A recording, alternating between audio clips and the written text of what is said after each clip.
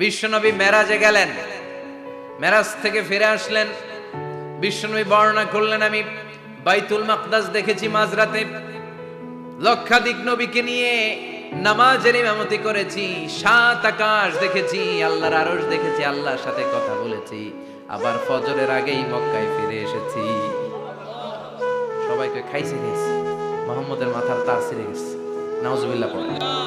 আবু জাহেল, উতবা, সাইবা সবাই মিলে একটা সুযোগ পেল, বললো এতদিন আমরা আবু বকররে বুঝাইতে পারি না, আজকে মুহাম্মদ যে গাঞ্জাখুরি কথা বলে এটা বললে আবু বকররে আমাদের দলে নিয়ে আসা যাবে। সবাই সাইয়েদনা আবু বকরের কাছে যায়, যে বলে আবু বকর জানো নাকি তোমার নবী নতুন কথা আমদানি করেছে? কি বলেছে আমার নবী? তোমার নবী বলে মাঝরাতে বাইতুল মাকদাস গিয়েছে। বাইতুল মাকদাসে তখন দ্রুতগামী ঘোড়া দিয়ে ছুটলেও যেতে লাগে 15 দিন। অ্যাবাউট টার্ন কাম ব্যাক, ফিরে আসতে আরো 15 দিন, মোট কয় দিন? 1 মাস, যেতে আসতে 1 মাস।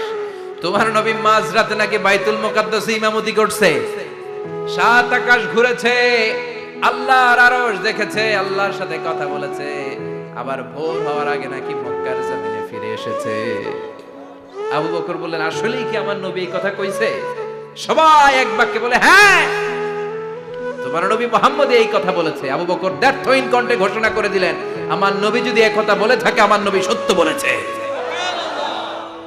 সত্য বলেছে, তিনি কখনো মিথ্যা বলতে পারে? বিশ্বনবী খুশি হয়ে গেলেন, সাইয়েদনা আবু বকরের জন্য দোয়া করে দিলেন, আর বললেন, আবু বকর আনতা লাস্তা আবু বকর ফাকাত, আজকে থেকে তুমি শুধু আবু বকর নও, আজকে থেকে তুমি আবু বকর as-সিদ্দিক। সিদ্দিক, সত্য গ্রহণে, সত্য প্রকাশে, সত্য মানার ক্ষেত্রে আপোষহীন, কোনো আপোষ নাই। চিল্লায় কোন ঠিক কিনা?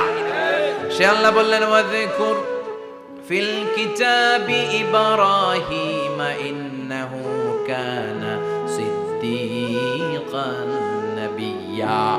ও নবী, আপনার এই কোরআনের ভেতরে আমার খলিলের নামটা রাখেন, কারণ আমার খলিল যেন তেন কোনো নবী নয়, সাধারণ পয়গম্বর নয়, আমার নবী ইব্রাহিম হলো সিদ্দিক, সত্য প্রকাশে আপোষহীন।